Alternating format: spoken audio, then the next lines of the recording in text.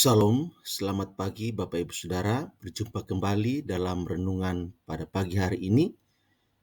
Doa dan harapan saya kiranya damai sejahtera dari Allah Bapa di sorga, kasih dan anugerah dari Tuhan Yesus Kristus, serta sukacita yang melimpah oleh Roh Kudus ada di dalam kehidupan kita semua. Bapak Ibu Saudara, pada kesempatan pagi hari ini, sebelum kita beraktivitas, mari kita mendengarkan kebenaran firman Tuhan, dan sebelumnya kita berdoa. Bapa Surgawi, Allah yang begitu baik buat kami mengucap syukur dan terima kasih Tuhan buat pagi hari ini. Oleh anugerah-Mu kami boleh ada dalam keadaan yang baik, dalam keadaan yang sehat, dalam kekuatan yang baru dari Tuhan. Kami bersyukur buat pagi hari ini kami boleh diizinkan oleh Tuhan untuk membaca dan merenungkan kebenaran firman-Mu. Mari Tuhan Engkau menolong kami supaya kami bisa mengerti apa yang menjadi pesan Tuhan buat kami melalui firman-Mu pada pagi hari ini Tuhan, dan kami dimampukan oleh Roh Kudus untuk melakukan firman-Mu dalam kehidupan kami. Berfirman buat kami Tuhan, karena kami telah siap untuk mendengarkannya. Dalam nama Tuhan Yesus kami berdoa. Haleluya. Amin. Bapak Ibu Saudara yang dikasihi oleh Tuhan Yesus Kristus, pembacaan firman Tuhan buat kita pada pagi hari ini terambil dari Mazmur 12 ayat 1 sampai ayat yang ke-8. Demikian firman Tuhan. Untuk pemimpin biduan menurut lagu yang ke-8, Mazmur Daud. Tolonglah kiranya Tuhan, sebab orang saleh telah habis, telah lenyap orang-orang yang setia dari antara anak-anak manusia. Mereka berkata dusta yang seorang kepada yang lain. Mereka berkata dengan bibir yang manis dan hati yang bercabang. Biarlah Tuhan mengerat segala bibir yang manis dan setiap lidah yang bercakap besar. Dari mereka yang berkata, dengan lidah kami menang, bibir kami menyokong kami. Siapakah Tuhan atas kami? Oleh karena penindasan terhadap orang-orang yang lemah, oleh karena keluhan orang-orang miskin, sekarang juga aku bangkit, firman Tuhan. Aku memberi keselamatan kepada orang yang menghauskannya. Janji Tuhan adalah janji yang murni, bagikan perak yang teruji 7 kali dimurnikan dalam dapur peleburan di tanah. Engkau Tuhan yang akan menapatinya. Engkau akan menjaga kami senantiasa terhadap angkatan ini. Orang-orang fasik berjalan kemana-mana, sementara kebusukan muncul di antara anak-anak manusia. Demikian firman Tuhan buat kita pada kesempatan pagi hari ini. Dan dari firman Tuhan yang sudah kita baca, judul renungan kita pada pagi hari ini ialah waspada terhadap bahaya kecurangan. Waspada terhadap bahaya kecurangan. Bapak Ibu Saudara yang dikasihi oleh Tuhan Yesus Kristus, kalau kita amati keadaan dan situasi sosial yang terjadi di sekitar kita, di tengah-tengah masyarakat kita, maka kita menemukan bahwa di mana angka kejahatan makin tinggi dengan berbagai modus operandinya, maka di masyarakat tersebut terjadi penurunan secara rohani dari kehidupan masyarakat di lingkungan tersebut. Karena penurunan kehidupan rohani, maka angka kejahatan itu semakin meningkat. Tetapi Bapak Ibu Saudara, kalau lingkungan atau masyarakat yang ada di sekitar kehidupan rohaninya makin meningkat, makin lebih bagus, makin berkualitas, maka angka kriminalitas, angka kejahatan itu akan menurun dan menjadi kecil, bahkan cenderung hilang. Nah, Bapak Ibu Saudara, kita melihat bahwa pengaruh kehidupan rohani masyarakat itu menentukan kesejahteraan masyarakat itu sendiri. Dalam bacaan kita pada pagi hari ini, kejahatan rasanya benar-benar menjadi keadaan yang begitu mengerikan dan begitu membahayakan moralitas dari kehidupan masyarakat.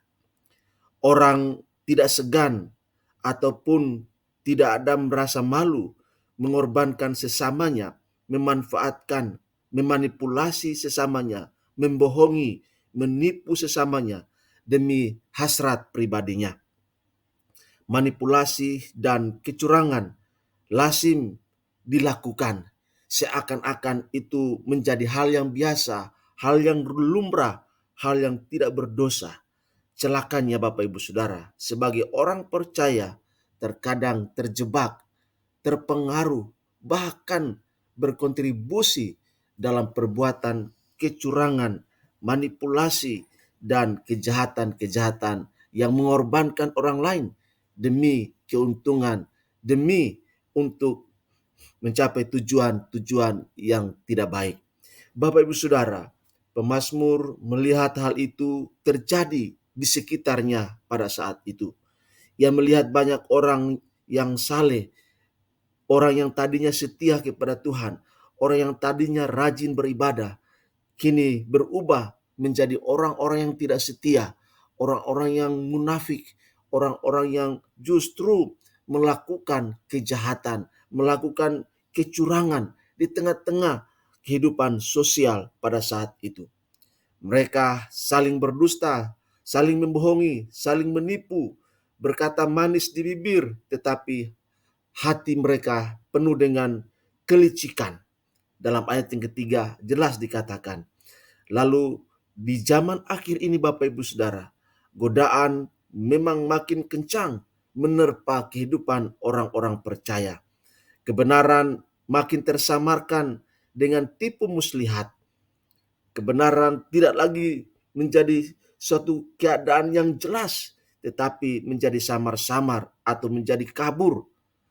Maka Tuhan mengingatkan umat untuk senantiasa waspada, berjaga-jaga terhadap berbagai kecurangan, terhadap berbagai tipu muslihat yang dilakukan oleh anak-anak manusia di bawah matahari. Itulah yang menjadi kunci untuk menghadapi tantangan yang datang. Itulah strategi untuk kita menghadapi bahaya kecurangan dalam kehidupan kita, Bapak Ibu Saudara. Melihat fenomena yang terjadi, pemazmur memanjatkan doa kepada Tuhan dengan berpegang pada tindakan penghakiman Tuhan yang penuh kuasa dan penuh kasih. Serta pemazmur juga ingat janji Tuhan yang sudah terbukti, yang sudah teruji, yang pasti ditepati oleh Tuhan.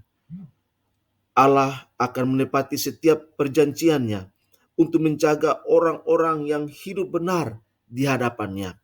Pemazmur gelisah melihat orang-orang saleh yang justru tidak lagi hidup dalam kebenaran. Firman Allah digantikan dengan hasrat pribadi mereka. Asal itu menguntungkan bagi mereka.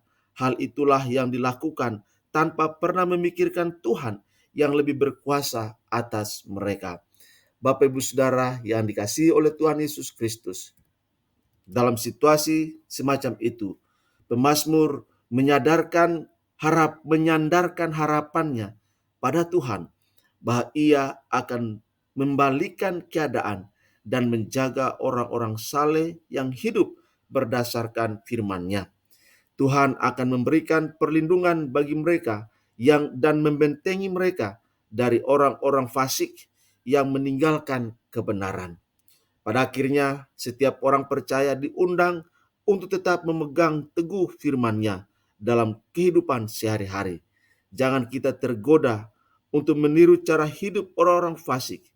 Jalan yang benar tentunya sulit, tetapi tetaplah teguh karena Allah berada bersama kita yang terus berjalan dalam kebenaran-Nya.